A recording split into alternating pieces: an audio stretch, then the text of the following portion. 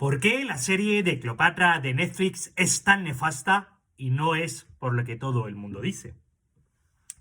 Toda generación tiene derecho a reinterpretar los mitos y los hitos de la civilización o de nuestra cultura. Por ejemplo, las últimas series que ha hecho Netflix sobre Troya, sobre Cleopatra, sobre Julio César, sobre Alejandro, son parte de esto y es lo más normal del mundo. Todos podemos recordar las obras de Shakespeare sobre grandes clásicos o podemos recordar grandes producciones de Hollywood, la de Marc Antonio y Cleopatra, la de 1970, la Cleopatra con Elizabeth Taylor de 1963, obras maravillosas. Y esta generación también lo hace. Lo que pasa es que esta generación lo hace con todos los prejuicios y todos los defectos que tiene lo posmoderno woke que nos invade en el ámbito cultural.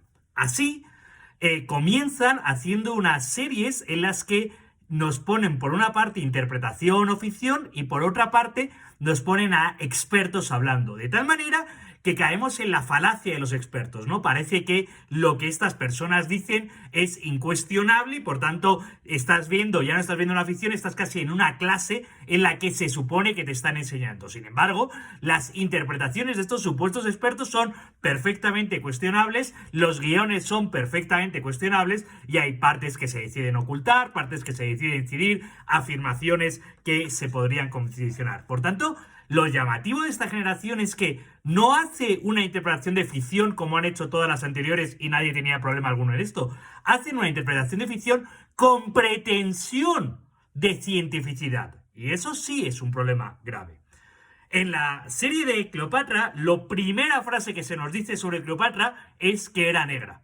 Como si esa fuese la parte más importante, como si eso fuese el tema que nos fuese a interesar. Una afirmación bastante cuestionable por más que la diga la supuesta experta. Porque luego en el 20 de la serie se nos dice, no sabemos quién era su madre, no sabemos quién eran sus antecesores. Hombre, pues claro que quiénes eran sus antecesores por la parte de madre, que es la mitad de la línea, nos interesaría saber para cuáles eran sus rasgos físicos.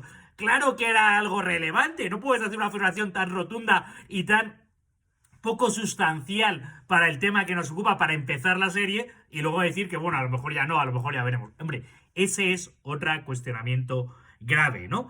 Luego, la serie se sitúa claramente del lado de Cleopatra, y eso es perfectamente legítimo, pero contra un supuesto imperio romano que parece que es todo lo negativo. Es muy llamativo cómo utilizan los trucos más viles, más bajos de la cinematografía, ¿no? Cuando aparece Roma, aparece una Roma decadente, gris, cambian el tono de la cámara, siempre aparecen primero los soldados romanos y lo militar, y parece una Roma decadente, cuando en realidad estamos en el auge de la civilización romana, es decir, no tiene por qué ser nada gris y decadente, pero es que además utilizan eufemismos absurdos, ¿no? Cuando Cleopatra ordena asesinar a sus hermanos, dice, les tuvo que hacer desaparecer.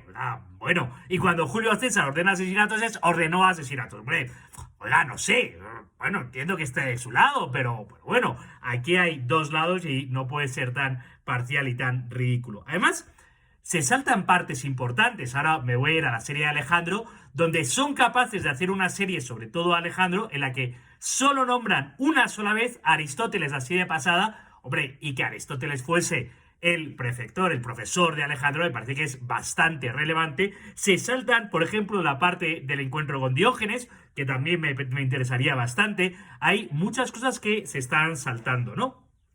Y además, luego caen todas estas series, que es muy habitual en nuestra civilización, en el mito de los grandes hombres, ¿no? Parece que todo en Alejandro, todo en Cleopatra, todo en Julio César fueron magníficos porque fueron grandes hombres. Hombre, y evidentemente, viendo las series, hay graves cuestionamientos a nivel de nuestro tiempo sobre lo que hicieron estas personas. Y sería bueno que cayésemos en esos cuestionamientos y no en el mito del gran hombre, de la gran mujer, y ahí queda justificado todo lo que hicieron. Hombre, Cleopatra mandó a asesinar a sus hermanos. Hombre, Alejandro tomó decisiones de conquista, que por cierto, la serie termina sin Tom Nisson, sin decirnos nada, pero tomó decisiones de conquista que llevaron a la muerte de decenas de miles de personas sin sentido alguno, porque nunca quedó muy claro cuáles eran los objetivos de conquista de Alejandro. Hombre, Cleopatra fue tan mala como gobernante que fue la última faraona de una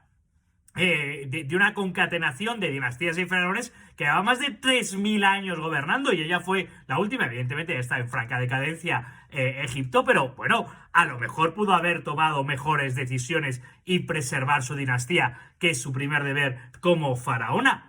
Hombre, Julio César sí que intentó atentar contra las libertades romanas, y sí que había evidentes elementos de crítica a Cleopatra desde el punto de vista romano, porque Julio César, que era un gobernante republicano, se estaba casando con, amancebando con esta persona y tenía pretensiones de hacer una dinastía, lo cual era perfectamente legítimo siendo él republicano, como también lo era cuando estuvo con Marco Antonio. Y eso hay que entenderlo, la defensa de las libertades republicanas, que luego terminaron con Octaviano, ¿no? Terminaron ya con Octavio, perdón.